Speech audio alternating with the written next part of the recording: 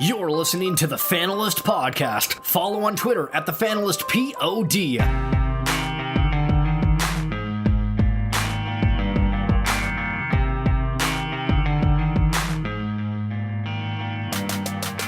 Proud but not satisfied is what Dwayne Casey said at the conclusion of the Raptors' top four result in this year's 2016 NBA campaign.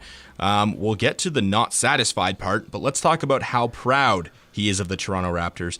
Maybe Jayden, you could tell us how proud you are of the Toronto Raptors.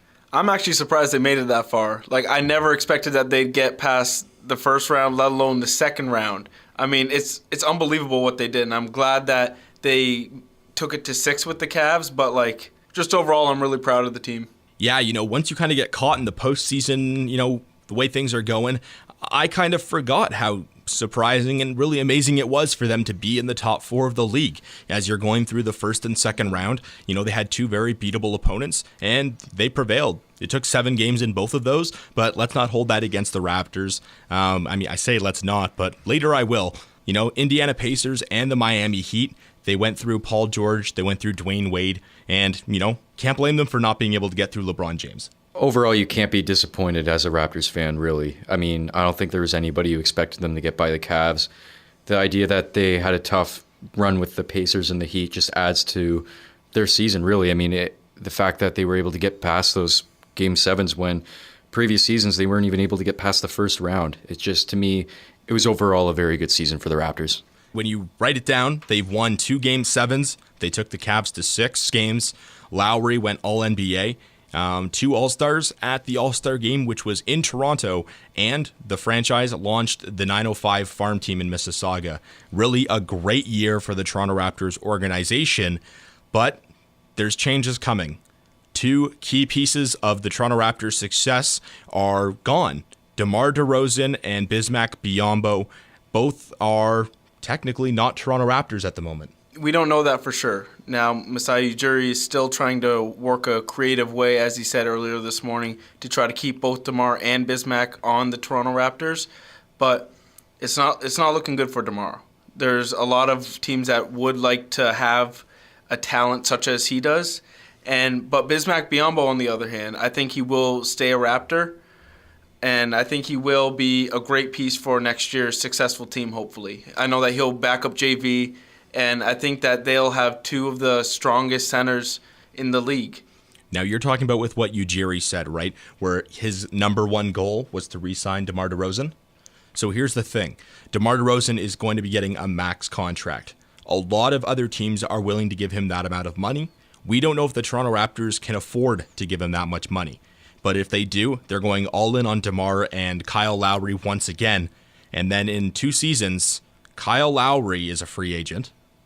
And then what do you do? Because Kyle Lowry will be, I think, 33, 34. He's going to be at the declining age of a point guard and not really in the position where you want to be re-signing him year after year. And with, no sign of the Eastern Conference getting any easier, I mean, finishing second for another year would be great, but people will complain that they didn't advance any further. They're going to say, we need to find a way to beat the Cleveland Cavaliers. Is LeBron James and the Cavs, just as long as he's there, just going to be, how do I put this, shoo-ins for the finals? Well, I mean, it all depends on if LeBron James stays with the Cleveland Cavaliers, really. If he does, then the straight answer is yes. That's just the bottom line. How about Bismack Bismack? We briefly touched on him, how Jayden, you think he's going, they're going to try and find a way to re-sign him. He's going to be a free agent here. Sadly, the Raptors gave him the player option this year. Initially, it was supposed to be a team option, and then the agent came back and said, give us the player option, you have a deal. And then Bismack went on this incredible run in the postseason. Maybe just touch on how key Bismack Bismack was for this team, and how you think him and Jonas Valanciunas can split time going forward. Like I said before, I've said this in previous podcasts, he was the Draymond Green of the team. He got the boys pumped up. He closed out games. He got big rebounds when they needed it. He boxed out. He did all the little things to make the team successful. Now, going ahead with him and Jonas, I think it's going to be tough splitting the time between the two. It just depends on next year. There's still a lot of time till the next season starts, unfortunately. But I think that Bismack Bismack will be a key part of the Raptors' success next year. And I think that After this playoff performance, he has much more respect earned by opponents and by his teammates and, well, by the city of Toronto. No one thought he was going to be anything big coming in. When he got signed, it's just like, okay, great, who's this guy?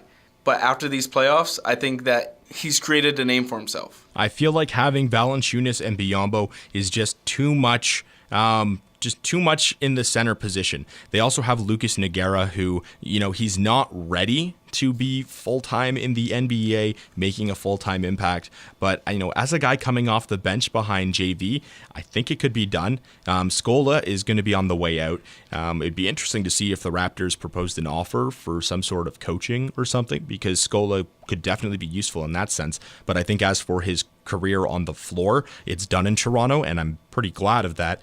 But, if you go and sign Biyombo to something long-term here, are you considering trying to find a new home for Jonas Valanciunas? I just feel like it wouldn't be worth giving Biyombo 4 or 5 years, at big money. I think after this year, you have to try to keep Jonas Valanciunas and Bismack Biyombo together. Those two are a power duo. Jonas gets tired after 8 minutes in the first quarter. You throw in Biyombo to do the grunt work, really. Jonas Valanciunas has worked on his shot. He showed that in the tail end of the Cavs series. And I think that Jonas Valanciunas is better shooting and getting inside hard. And Biyombo is a way, way better rebounder, in my opinion. So I think Masai Ujiri has to do all that he can to keep both those two men in Toronto. I feel like Biyombo is more likely going to be the player that they can hold on to. And I really don't see them getting to hold on to Biyombo and DeRozan. DeRozan was a 9th overall pick in the 2009 draft for the Raptors, and he's definitely turned out to be quite the player. A 9th overall pick you would hope to turn into this kind of guy. It doesn't always work out that way. But luckily for the Raptors, they're actually going to have 2 first-round picks this coming year with a 9th and a 27th overall pick. It's going to be pretty interesting to see what the Raptors can do with those picks, if they can add anyone who's ready to jump on the floor right now. By chance, is there anyone looking at the free agent market, Jayden, that you're thinking could be a possible replacement for DeMar DeRozan? Or are you just kind of looking at the next man down, Terrence Ross and then Norman Powell? I'm not too confident in Terrence Ross right now. He did have a pretty good season coming off the bench, but he still hasn't shown me that he can be that consistent everyday player that the Raptors need him to be. Now, right now, looking in free agency, I'm looking at small forwards and power forwards. Like you said earlier, Luis Scola, probably on his way out, didn't have the best playoffs this year. So I'm looking at the free agency right now, and I'm looking at Luol Deng, Harrison Barnes, and Chandler Parsons. Top 3 small forward players that can maybe back up or even start over DeMar Carroll next year. Why would you pick up somebody to play over DeMar Carroll? He's your highest paid player right now.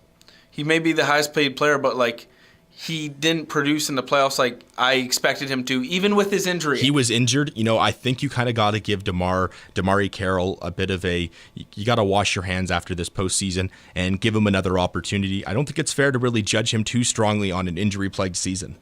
I get that, but coming off the bench, who do you have coming after DeMar Carroll? You have Bruno Caboclo on the 905 team. No, he's going to be a Raptor next year. He's going to be sitting at the bottom of that bench. But this is a problem right now with the Raptors. You look at Kyle Lowry. Behind him, you have Joseph and DeLon Wright. At center, you have Valanciunas with Nogueira. Possibly you have Biyombo in there. Shooting guard, I have Terrence Ross and Norman Powell behind him. Maybe that's a really even split.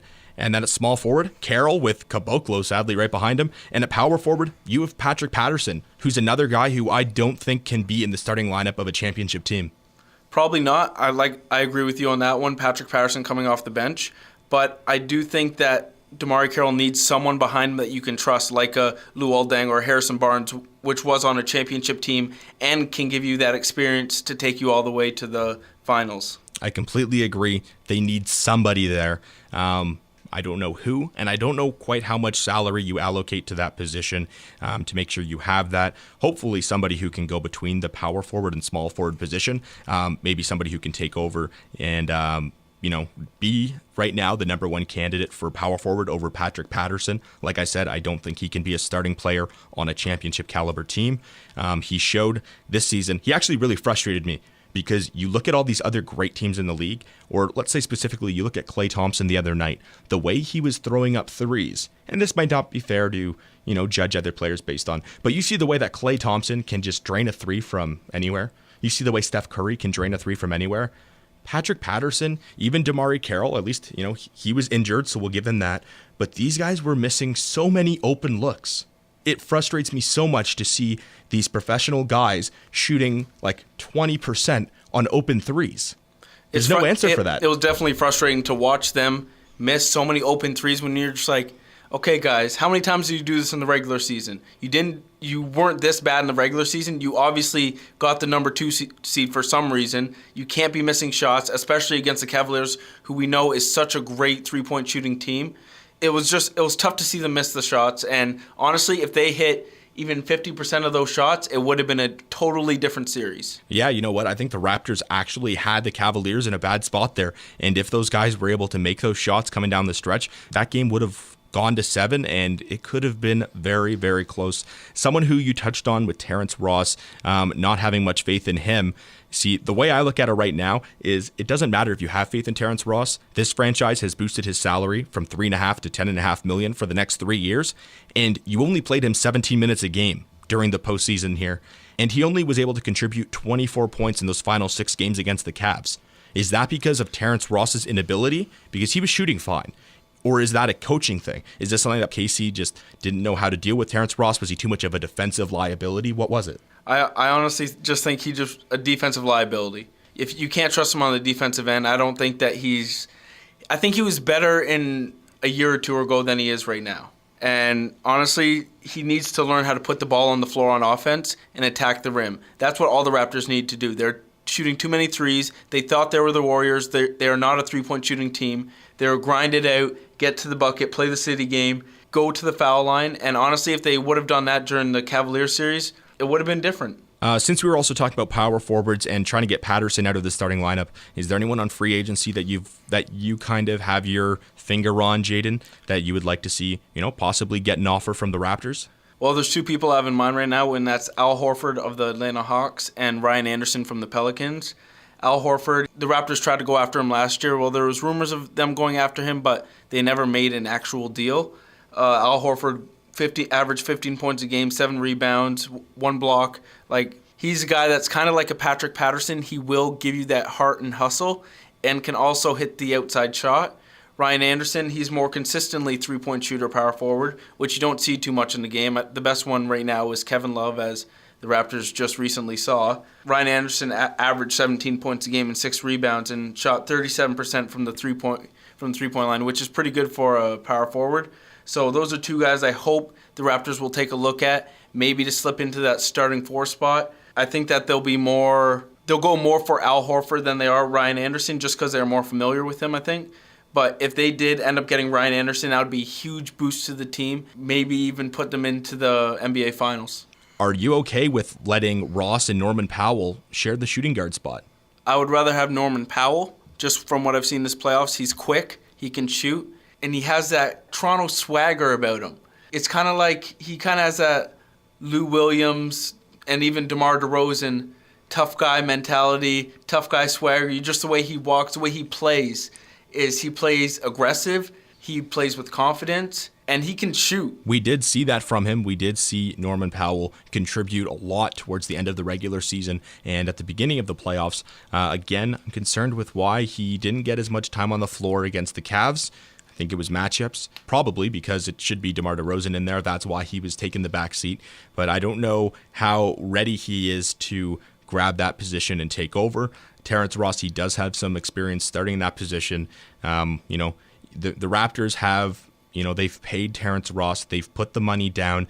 And if they're not going to use him, then I think they need to find, somewhere else for Terrence Ross to play. If it's not going to be in the starting rotation with the Raptors, it needs to be on another team. I definitely agree with you. Terrence Ross either needs to produce or leave town. Honestly, he hasn't done much to show me that he is a true star on the Raptors and can be a role player with the Raptors. Every time he catches the ball, he shoots it. Defenders know that. They know he's a shooter. Now, if he can add to his game and put the ball on the floor more, I honestly think he can be really, really good off the bench. He can be potentially the best player off the bench, be that sixth man. And it's sad to see him right now struggling with his shot, especially in the playoffs, but he just needs to work hard this offseason and put the ball on the floor more. Well, I'm not sure what Masai Ujiri's planning on doing, but he has a lot of opportunity in the coming years to add to this team. They have 2 first-round picks this season and most likely 2 first-round picks as well next season that are hopefully going to be adding some quality players to this team, or at least to the farm team. He's definitely building a franchise that's supposed to have some longevity, and he's realized that it's okay to be an okay team year after year than to just go all in and go for it one year and then bust and fall behind. We've seen him do that at the past few trade deadlines where he didn't quite pull the trigger, and I feel like that's what Masai Ujiri is trying to do. He's trying to build a franchise that's going to survive for the next 5 to 6 seasons. It's going to compete, and it's always going to be in the playoffs, because you saw how Jurassic Park reacted to this run with the Raptors, and I'm sure that was lining the pockets of ownership. Absolutely, and this draft class is going to be really, really good. It's really deep. They have tons of talent, especially in the top 10 to 15. I've watched some of the players in March Madness and in the regular season, and honestly, if the Raptors have their 9th pick, it's going to be good. They could get another potential Norman Powell, or if they wanted to go big, get their maybe starting 4 spot if they're ready for the NBA. Thanks for tuning into the Fanalist Podcast. I'm Andrew, and you can follow us at TheFanalystPod.